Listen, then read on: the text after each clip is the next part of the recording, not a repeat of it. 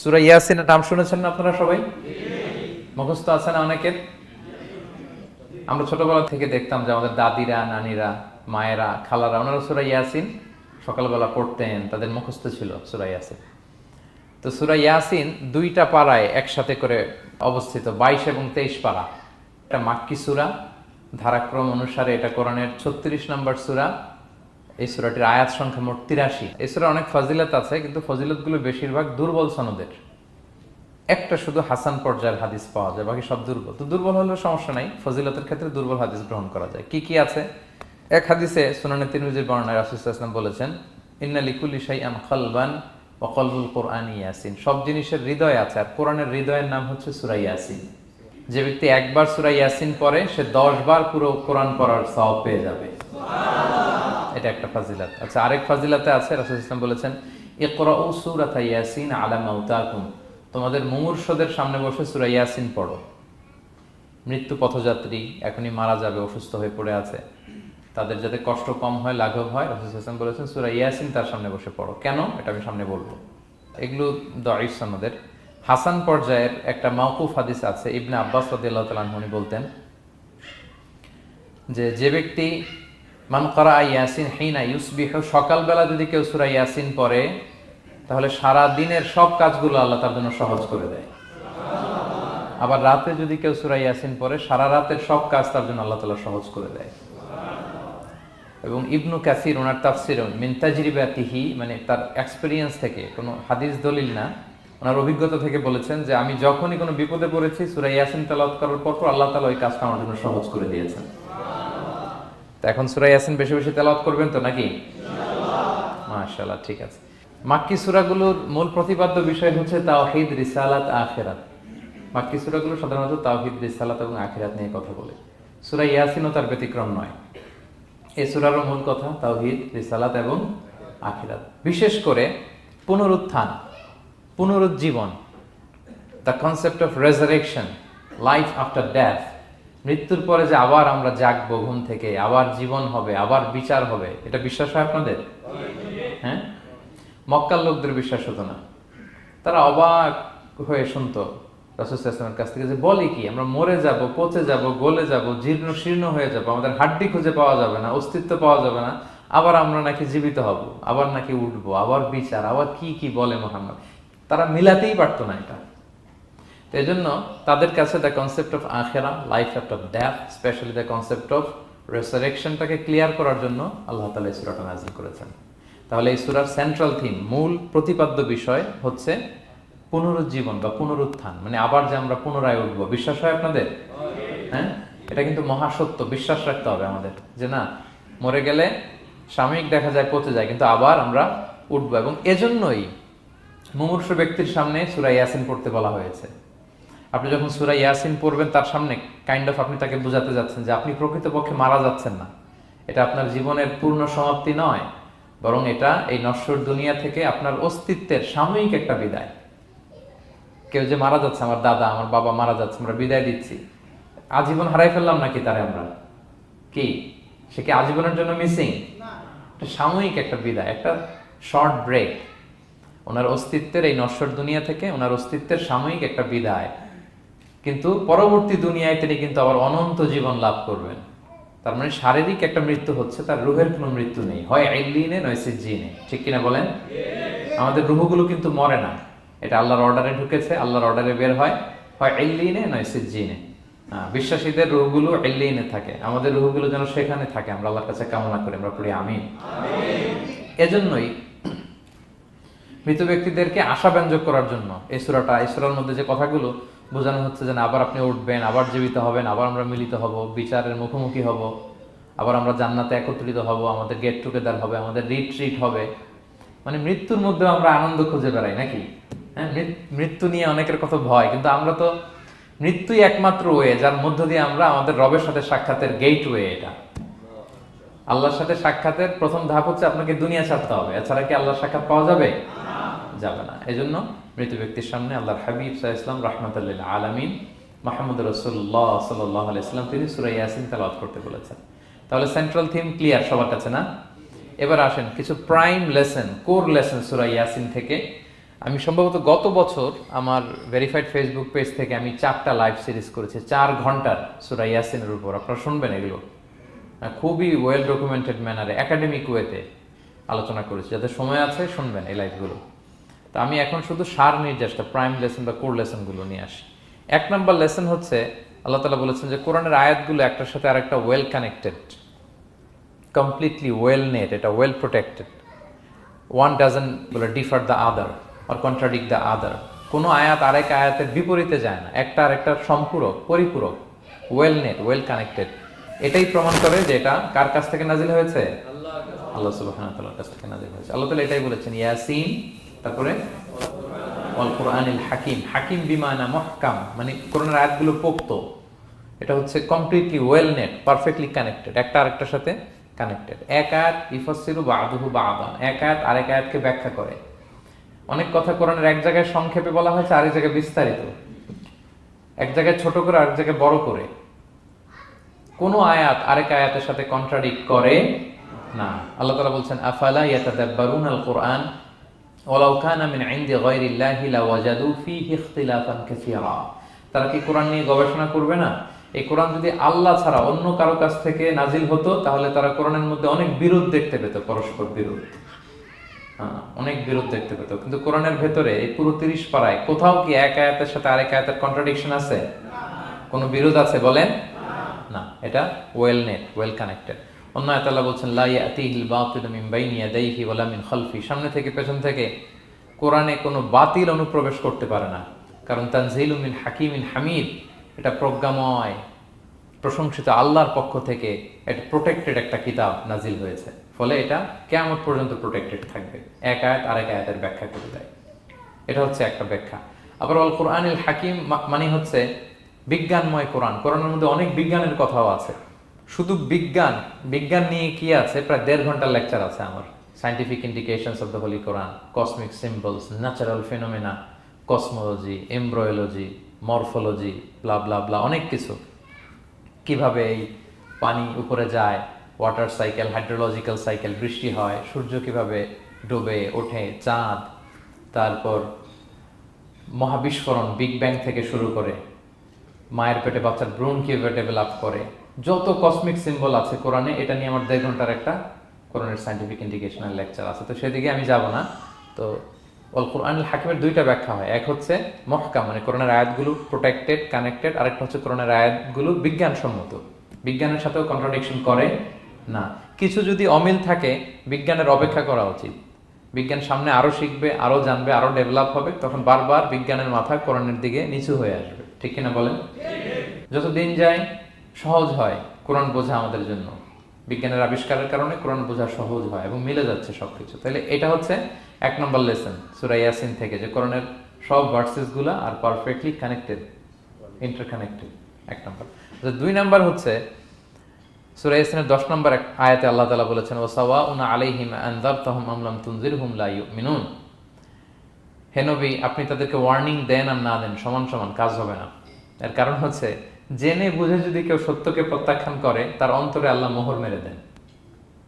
জেনে বুঝে সত্যকে প্রত্যাখ্যান করলে, আমি বুঝি নাই, আমি শুনি নাই, আমি জানি নাই, এটা আল্লাহ মাফ করবে। আমি কনভিন্স হই না, এই জন্য মানতেছি না, কিন্তু আমি জানি এটা সত্য, এরপরেও যদি সত্যটা গ্রহণ না করি, তাহলে কার মুক্তি আছে বলেন তো? না, তাহলে এর মুক্তি নেই। এজন্য যারা সত্যান্বেষী তাদেরকে আল্লাহ পছন্দ করেন।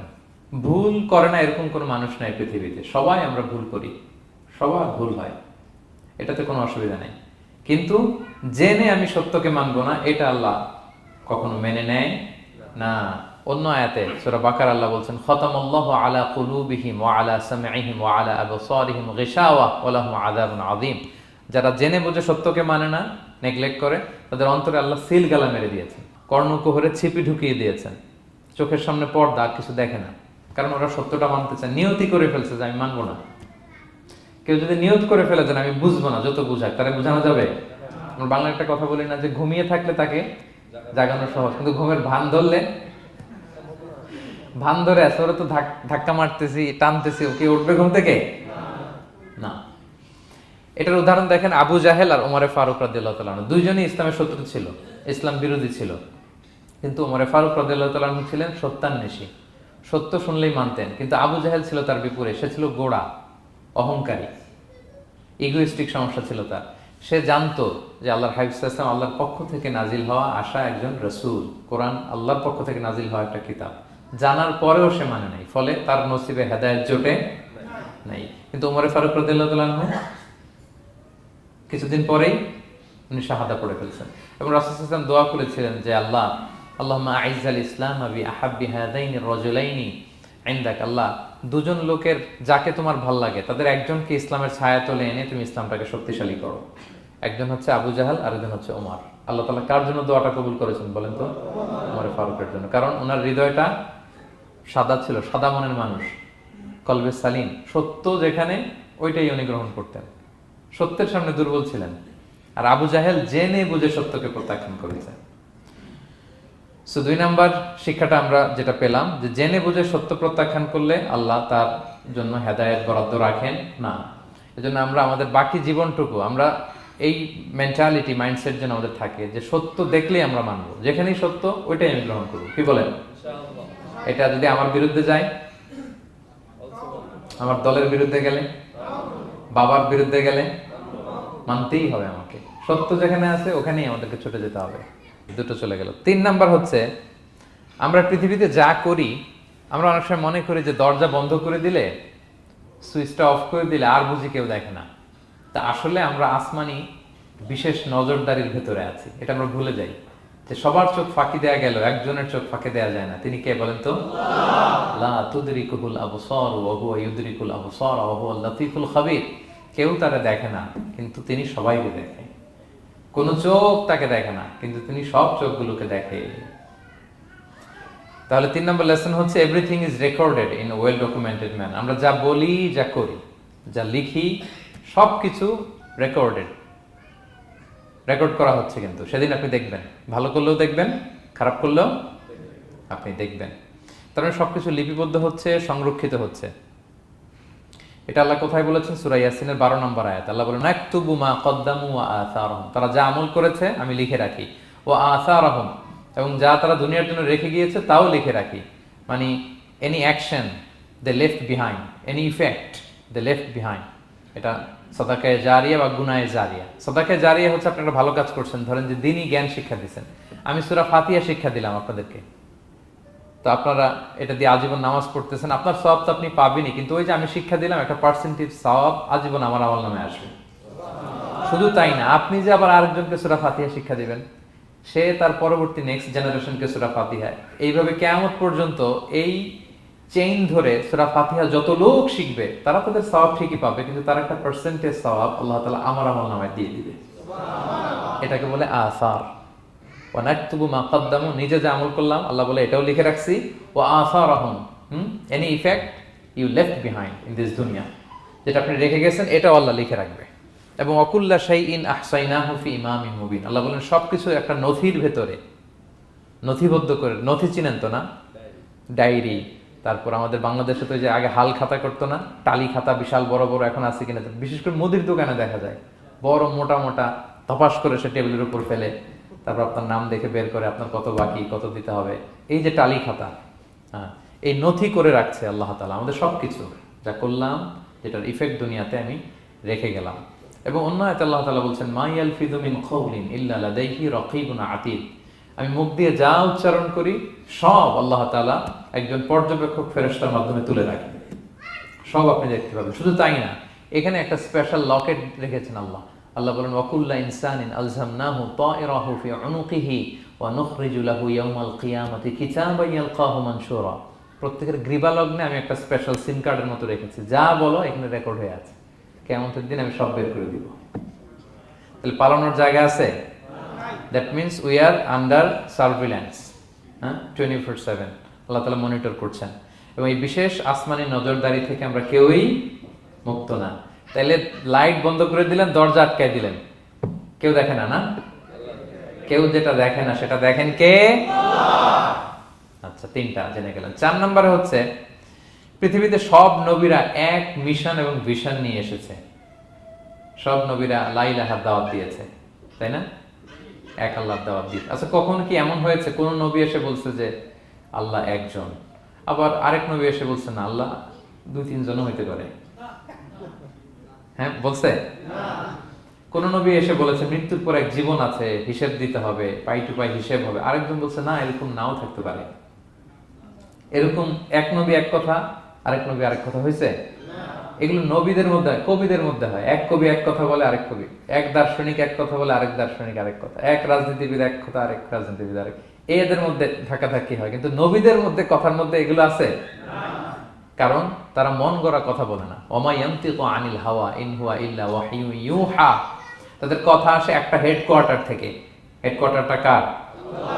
আসমানি রেভেলেশনের বেসিসে ওনারা কথা বলেন। মন গড়া কোনো নবী কোনো কথা বলেন না। তাহলে 4 নম্বর শিক্ষা হচ্ছে সব নবীর মিশন ভিশন এক। এজন্য তাদের মধ্যে একটা কোঅপারেশন ছিল। সূরা ইয়াসিনে চমৎকার একটা ঘটনা আছে। একটা জনপদের নাম উল্লেখ করা হয়নি, কিন্তু কোন কোন মুফাসসির বলেছেন এটা তুরস্কের আন্তাকিয়া জনপদে আল্লাহ একটা কাজে, দাওয়াতি কাজে 2 জন নবীকে পাঠালেন। কয়জন? 2 জন। কাজ একটা, কিন্তু কয়জন? 2 জন।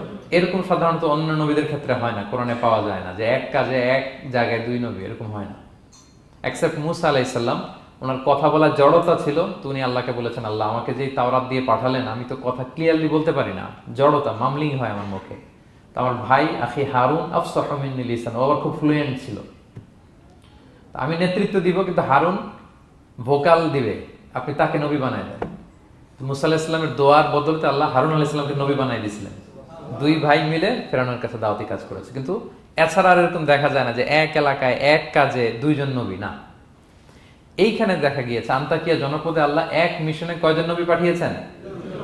আচ্ছা, কিছুদিন পরে আরো একজন, তাহলে হইল কয়জন? 3 জন। এক কাজে এক জনপদে এক এলাকায় মোট 3 জন নবী, কিন্তু এদের মধ্যে কোনো মারামারি নেই। আমাদের দায়ীদের অবস্থা দেখেন তো বাংলাদেশে, মাশাআল্লাহ। আমাদের প্রত্যেক দায়ীদের একই মিশন না? একই মিশন, একই ভিশন, একই লক্ষ্য, একই ডেস্টিনেশন, কিন্তু কত বিভেদ, কত বিরোধ দেখেন। আল্লাহ তাআলা সূরা ইয়াসিনের 14 নম্বর আয়াতে বলছেন ইদ আরসালনা ইলাইহিম মুসনাইন, প্রথম 2 জন নবী পাঠালাম একটা মিশনে, ফাআজ্জাজনা বিসালিস, এবং 3য় জন দিয়ে আরো এদেরকে মজবুত করলাম, ফাকালু ইন্না ইলাইকুম মুরসালুন, তারা যে 3 জন একই কথা বলল যে আমরা রাসূল হয়ে এসেছি। তাহলে দেখেন নবীদের মধ্যে পারস্পরিক শ্রদ্ধাবোধ ছিল। বড় নবী, ছোট নবী, প্রধান বক্তা, দ্বিতীয় বক্তা, তৃতীয়, এগুলো ছিল না। এই 3 নবীর মধ্যে প্রধান নবী, দ্বিতীয় নবী, তৃতীয় নবী আছে নাকি? না। 3 জন একই মিশনে, একই ভিশনে, কোঅপারেশনে তারা এগিয়ে গিয়েছে। তো দেখেন আমরা যারা কোরআনের দায়ী, আমরা তো নবীদের কাজটাই করি, ফলে আমাদের মধ্যে এই কোঅপারেশন থাকতে হবে, এই রেসপেক্ট থাকতে হবে। আমি ব্যক্তিগতভাবে খুবই লজ্জিত যে আমাদের এই দাওয়া অঙ্গনটাকে আমরা কলুষিত করে ফেলেছি। আমরা অন্য আলেমকে, অন্য দায়ীকে তুচ্ছ করা, তাচ্ছিল্য করা, ছোট করা, হেয় করা, তাকে বাতিল করা, নাকচ করা, এরকম আমরা করে থাকি। আমি একাই ইসলামের মুখপাত্র, আমি যা বলবো এটাই, এটা ঠিকাদারি আমার কাছে, এরকম একটা মেন্টালিটি আছে না? এটা নবীদের মাইন্ডসেট এরকম ছিল না।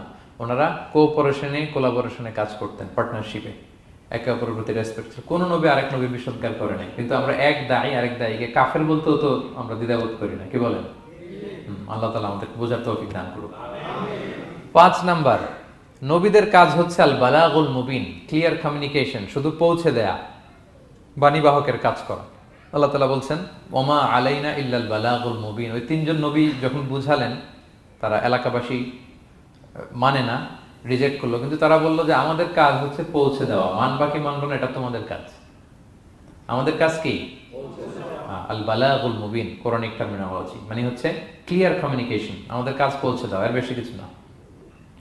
আমরা অনেক সময় একটু জবরদস্তি করতে চাই, জোরাজুরি করতে চাই, এই নামাজ পড়ো না কেন, তাকে জোরাজুরি করা, দাঁড়িয়ে রাখানো, জোরাজুরিতে বেশি কাজ হয় না। আপনি পাওয়ারফুল মেসেজ দিবেন, ইনফ্লুয়েন্স করবেন, এতেই আল্লাহ হেদায়েত দিবে। কারণ হেদায়েতটা নিয়ন্ত্রণ করেন একমাত্র কে? আল্লাহ।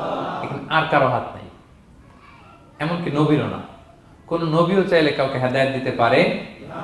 আল্লাহর হাবিব সাল্লাল্লাহু আলাইহি ওয়াসাল্লাম মক্কায় মক্কাবাসীদের পেছনে ঘুরতে ঘুরতে পেরেশান। উনি তো রহমতের নবী, উনি ভাবতেছিলেন হায়রে একটু যদি আমার কথা মানতো তাইলেই তো জাহান্নাম থেকে বেঁচে যায়, আর একটু দাওয়াত দেই, সকালে দেই, দুপুরে দেই, বিকেলে দেই, রাতে দেই। তাদের পিছনে ঘুরতে ঘুরতে রাসূল সাল্লাল্লাহু আলাইহি ওয়াসাল্লাম পেরেশান হয়ে যেতেন। আল্লাহ তাআলা সূরা কাহফে আয়াত নাযিল করলেন, ফালাআল্লাকা বাকিউন নাফসাকা আলা আথারিহিম ইল্লাম ইউমিনু বিহাদাল হাদীসি আসাফা। নবী, ওরা যদি শুনতে না চায়, আপনি তো ওদের পিছনে ঘুরতে ঘুরতে পাগল হয়ে যাচ্ছেন বোধহয়, না রেখে দেন, মানলে মানুক, না মানলে নাই। হেদায়েত দেওয়ার মালিক হচ্ছে আমি। ফাযাক্কির ইন্নামা আনতা মুযাক্কির, আপনি শুধু স্মরণ করিয়ে দেন, উপদেশ দেন। লাস্তা আলাইহিম বিমুসাইতির, আপনি বল প্রয়োগ করতে আসেন, আপনাকে দারোগা বানাই পাঠাইনি আমি, আপনি শুধু পৌঁছে দিবেন। এমনকি রাসূল সাল্লাল্লাহু আলাইহি ওয়াসাল্লাম ওনার চাচা আবু তালেবের হেদায়েতের জন্য অনেক ট্রাই করেছেন, কিন্তু হেদায়েত নসিব হয়েছে বলেন? কারণ ইন্নাকা লা তাহদি মান আহবাবতা ওয়ালাকিন্নাল্লাহ ইয়াহদি মান ইয়াশা। নবী, আপনি যাকে চান তাকে হেদায়েত দিতে পারবেন না। তাহলে আমাদের যারা দাঈ, আমাদের কাজ কি? পৌঁছে দেওয়া। বলেন তো, কাজ কি? পৌঁছে দেওয়া। নাকি বল প্রয়োগ করা, জোরাজুরি করা? মাশাআল্লাহ। 7 নাম্বার লেসন হচ্ছে, এই পৃথিবীর সবকিছু আইন মানে কার? বলেন তো, আল্লাহর। ইচ্ছায় অনিচ্ছায় সবকিছু আল্লাহর আইন মানে, আমরা ছাড়া শুধু। আকাশ, জমিন, বাতাস, বৃষ্টি, মেঘমালা, পাহাড়, সাগর, নদী, সূর্য, চন্দ্র, সব আইন মানে কার? আল্লাহর আইন মানে। সে কথা আল্লাহ বলছেন, ওয়াশ-শামসু তাজরি লিমুস্তাকাররিল লাহা, আমি সূর্যের জন্য একটা গতিপথ দিয়েছি, কক্ষপথ, অক্ষপথ, সে ওইদিকেই ঘুরে, ওরা ঘুরতে বলছে ও ঘুরে, এর কোনো ব্যত্যয় নাই। যালিকা তাকদীরুল আজিজিল আলিম, এটা আমি আল্লাহ ফিক্স করে দিয়েছি। ওয়াল কামারা কাদ্দারনাহু মানাজিলা হাত্তা আদা কাল উরজুনিল কদিম, আর চাঁদকে আমি 30টা মঞ্জিল দিয়েছি। দেখবেন চাঁদ কিন্তু এক জায়গায় উদিত হয় না, 30 দিনে 30 জায়গায়, পুরো মাস ব্যাপী এদিক থেকে ওদিকে শুধু ঘুরে। এটা আল্লাহ ফিক্স করে দিয়েছে, এটা ওর বিধান। আমাদের জন্য কোরআন বিধান হিসেবে দিয়েছে, আমরা মানি না, কিন্তু প্রত্যেক প্রাণীর জন্য, সৃষ্টির জন্য যে বিধান আল্লাহ ফিক্স করেছেন ওরা ওইটাই মানে, এর একটু একচুল পরিমাণ ডান ব্যয় করে না। সুবহানাল্লাহ, সুবহানাল্লাহ। সো জগতের সবকিছু আল্লাহর দেয়া বিধান মেনে চলে, কারণ গোটা জগৎটাই তো তার। গোটা জগৎটা কার বলেন? ফলে আইনও চলবে তার। আমরা যেন আল্লাহর সবগুলো আইন মেনে চলি। 8 নাম্বার হচ্ছে, এই যে আমরা জান্নাতের কথা শুনি, কিয়ামতের কথা শুনি, আখিরাতের কথা শুনি, একদিন আমরা এটা চাক্ষুষ দেখতে পাবো, তখন আমাদের এই বিশ্বাসটা আরো প্রগাঢ় হবে। মৃত্যুর পরে যে আমাদের লম্বা ঘুম, এই আমাদের নিদ্রা ভঙ্গ যেদিন হবে, সেদিন আমরা সব দেখতে পাবো, চাক্ষুষ কিয়ামতের সবকিছু। সেটা আল্লাহ তাআলা বলছেন, নুফিখা ফিস সূরি ফাইদাহুম মিনাল আজদাসি ইলা রাব্বিহিম ইয়ানসিলুন, ইসরাফিলের সিংহার ফুৎকারে সেদিন সব মানুষ জেগে উঠবে। আপনারা ইসরাফিল আলাইহিস সালামের নাম শুনেছেন? কে উনি? একজন ফেরেশতা। উনি বড় একটা সিংহায় ফুৎকার দিবেন। সৃষ্টির পর থেকে আল্লাহ ওনাকে একটা কাজের জন্য অ্যাসাইন করেছেন, শুধু ফু দিবে 3টা। কয়টা? 3টা। আর কোনো কাজ আছে? না। দ্যাটস ইট, দ্যাটস ইট, শুধু 3টা ফু দিবে 3 বারে। ঠিক যে মুহূর্তে আপনারা এখন কথা শুনছেন, এই মুহূর্তে উনি ওই ট্রাম্পিট সিংহা নিয়ে আরশের দিকে তাকায় আছে, কখন আল্লাহর আদেশ আসে, 1 সেকেন্ডও যেন দেরি না, চোখের পলক যাতে দেরি না হয়ে যায়, তাকিয়ে আছেন উনি। ফুৎকার দিবে তো কবর থেকে মানুষগুলো উঠবে। মিনহা খালাকনাকুম ওয়া ফিহা নুঈদুকুম ওয়া মিনহা নুখরিজুকুম তারাতান উখরা, এই কথাই আল্লাহ এই সূরাতে বলেছেন। তো মানুষ যখন উঠবে, কারো ঘুম হবে 50 বছর, কারো 500 বছর, কারো 5000 বছর, কারো 5 লক্ষ বছর। পৃথিবীতে প্রথম নিহত হয়েছে কে জানেন? হাবিল। আদম আলাইহিস সালামের ছেলে হাবিল পৃথিবীর প্রথম মারা গেছে। সে, তার ঘুমটা কত লম্বা বলেন তো? সে কত হাজার বছর, লক্ষ বছর বেচারা ঘুমাচ্ছে, হ্যাঁ, তার কবরে। তো এই সব সিংহার ফুৎকারে সব কবর থেকে উঠবে। ক্বালু ইয়া ওয়াইলানা মান বাআসানা মিন মারকাদিনা হাযা, কিরে কে ভাঙালো এই লম্বা ঘুমটা, সবাই তো ঘুমাচ্ছিলাম। হাযা মা ওয়া'আদার রহমান, ফেরেশতারা বলবে এইটাই সেই দিন যেটা বিশ্বাস করো না এই দুনিয়াতে। ওয়াজ নসিহত হইলে তো তোমরা মানতা না, বলতা এগুলো কিছু নাই, আজকে সেই দিন। সাদাকাল মুরসালুন, রাসূলরা সত্যই বলেছেন। ওই দিন মানুষ চাক্ষুষ কিয়ামতকে অবলোকন করবে। 9 নম্বর শিক্ষা হচ্ছে, তখন আল্লাহ তাআলা বিচার প্রতিষ্ঠিত করবেন। ওই বিচারে আল্লাহ কাউকে ঠকাবেন না। বলেন তো, আল্লাহর বিচারে কোনো পার্সিয়ালিটি আছে? কোনো ঘুষ দেওয়ার সিস্টেম? স্বজনপ্রীতি আছে? না। এই কথা আল্লাহ বলেছেন সূরা ইয়াসিনের 54 নম্বর আয়াতে, ফালিয়াউমা লা তুযলামু নাফসুন শাই, কোনো জুলুম হবে না। ওয়া তুজজাউনা ইল্লা মা কুনতুম তা'মালুন, যে যা করেছো ওইটারই প্রতিদান পাবে। এমন না যে আপনি করছিলেন খুব ভালো কিন্তু আপনি পান নাই, এটা হবে না। যার যে রিওয়ার্ড পাওয়ার কথা ওইটাই পাবেন, কারণ আল্লাহ জুলুম করেন না। ওমা আনা বিযাল্লামিন লিল আবিদ, আল্লাহ বলে আমি আমার বান্দার প্রতি বিন্দু পরিমাণ জুলুম করি না। ওয়া নাদউল মাওয়াজিনাল কিসতা লিয়াউমিল কিয়ামা ফালা তুযলামু নাফসুন শাইআ, সেদিন আমি ন্যায় বিচারের মানদণ্ড স্থাপন করব, ওখানে একটা চুল ফেললেও এটা ওজন হয়। ফামান ইয়ামাল মিসকালা যাররাতিন খাইরান ইয়ারা ওয়া মান ইয়ামাল মিসকালা যাররাতিন শাররান ইয়ারা। অনুপরিমাণ ভালো করলে ভালো পাবেন।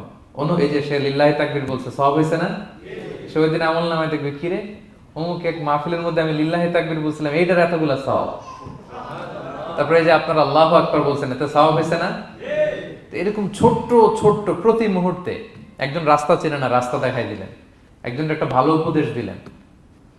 এইভাবে ছোট্ট ছোট্ট যত ভালো কাজ সব পাবেন, ছোট্ট ছোট খারাপ কাজ সব সেদিন পাবেন, কোনো জুলুম হবে না। আচ্ছা, 10 নম্বর শিক্ষা হচ্ছে যারা জান্নাতে যাবে, জান্নাতের একটা ফিচার হচ্ছে, মেজর ফিচার, জান্নাতে যে জান্নাতীরা যা চাবে তাই পাবে, কোনো না নাই সেখানে, যার যেটা মনে চায়। এটা সূরা ইয়াসিনের 57 নম্বর আয়াত আল্লাহ বলেছেন, লাহুম ফিহা ফাকিহা ওয়া লাহুম মা ইয়াদদাউন। সেখানে অজস্র অঢেল সুস্বাদু মুখরোচক ফলমূল থাকবে।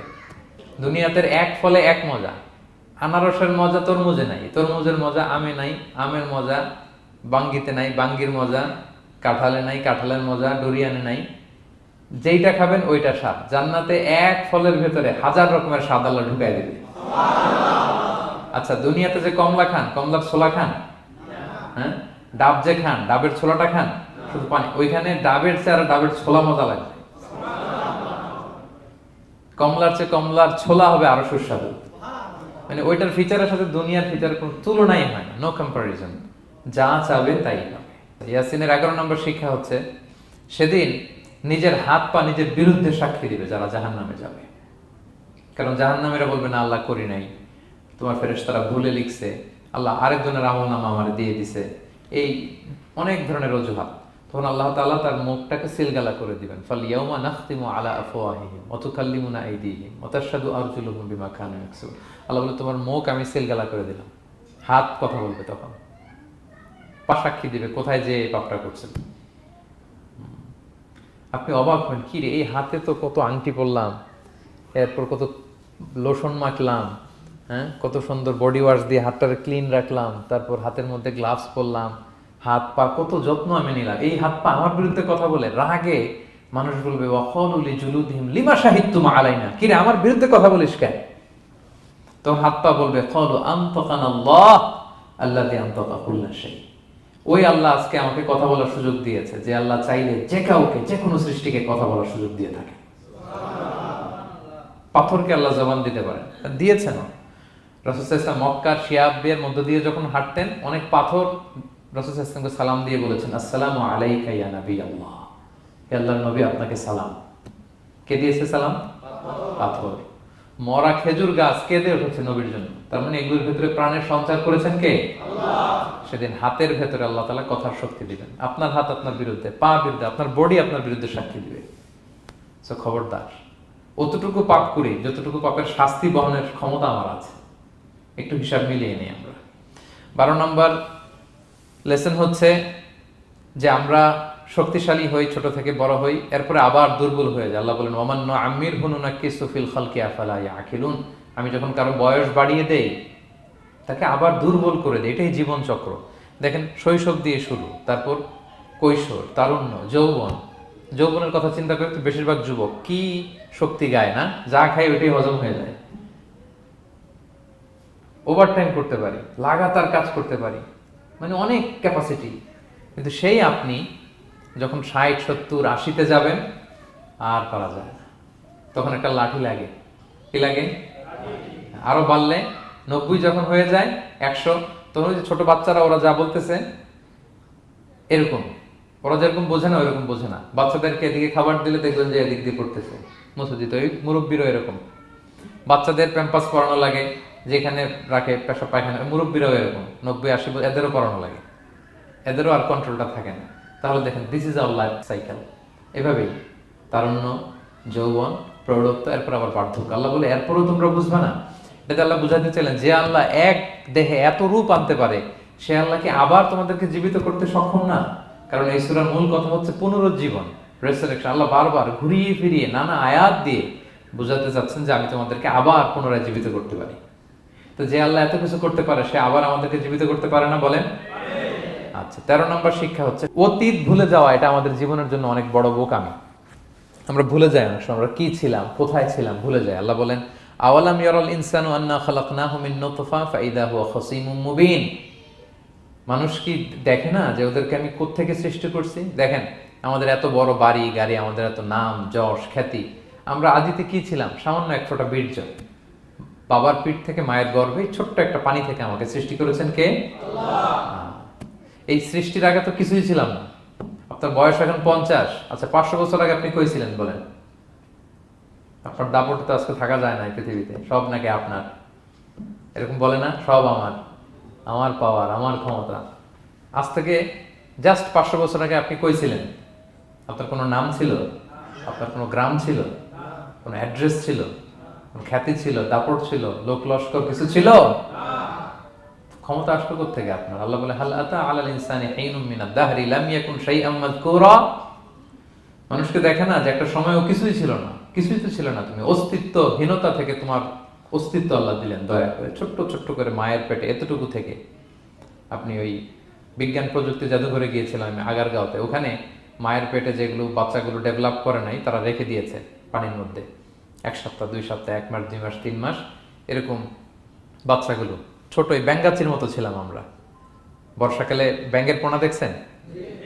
জাস্ট লাইক ব্যাঙের পোনা, এত ক্ষুদ্র ছোট্ট আমরা ছিলাম। আল্লাহ বলে তুমি দেখো না তোমার পিছনটা কি ছিল? অতীত, এজন্য অতীত ভুলে যাওয়া যাবে না। 14 নম্বর শিক্ষা হচ্ছে পুনরুত্থান, যেটা আসল শিক্ষা সূরা ইয়াসিনের, মানে মৃত্যু পরবর্তী জীবন, এটা মহাসত্য, এটা হবেই। হ্যাঁ, লম্বা আয়াত, আমি শুধু মূল কথাটা বলি। আস ইবনে ওয়াইল মক্কায় রাসূল সাল্লাল্লাহু আলাইহি ওয়াসাল্লামের কাছে একটা মরা লাশের হাড্ডি, কঙ্কাল থেকে হাড্ডি এনে, এটা 100 বছর আগের হাড্ডি, এরকম হাত দিয়ে গুঁড়া করে এটা পাউডার হয়ে গেছে।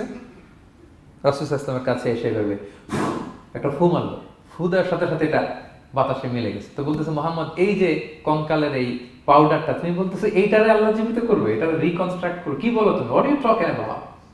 এটাও সম্ভব? আল্লাহ এই কথাটা সূরা ইয়াসিনে তুলে ধরলেন যে দারাবা লানা মাসালান ওয়া নাসিয়া খালকা ক্বালা মান ইউহিল ইযামা ওয়া হিয়া রামীম। এটারে কে আবার জীবিত করবে? এটা তো জীর্ণ শীর্ণ ধুলা বালু পাউডার হয়ে গিয়েছে। আল্লাহ বলেন কুল, নবী আপনি ওয়াইলকে বলেন, ইউহিহাল্লাযী আনশাহা আউওয়ালা মাররা, ওই আল্লাহ সৃষ্টি করবেন যে এটারে প্রথমে বানাইছিলেন। এটার তো অস্তিত্ব ছিল না, অস্তিত্বহীন থেকে যখন আল্লাহ বানাইতে পারেন, এটা মরে যাওয়ার পরে তারে আল্লাহ আবারও বানাতে পারবেন, ঠিক কিনা বলেন?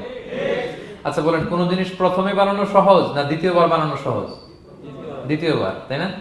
তো প্রথমেই যেহেতু আল্লাহ আমাদেরকে বানাই ফেলতে পারছে, মরে গেলে গলে গেলে পচে গেলে দ্বিতীয়বার বানানো কেন জন্য কঠিন হবে? কঠিন হলে তো প্রথমবার হওয়ার কথা ছিল, যেহেতু নমুনা ছিল না, আল্লাহর কাছে কোনো মডেল ডিজাইন ছিল যে এটার আলোকে এটা ছিল? তো সেই আল্লাহ যখন আমাদেরকে বানাই ফেলতে পারছেন প্রথমবার, দ্বিতীয়বার কি তার জন্য কঠিন না সহজ?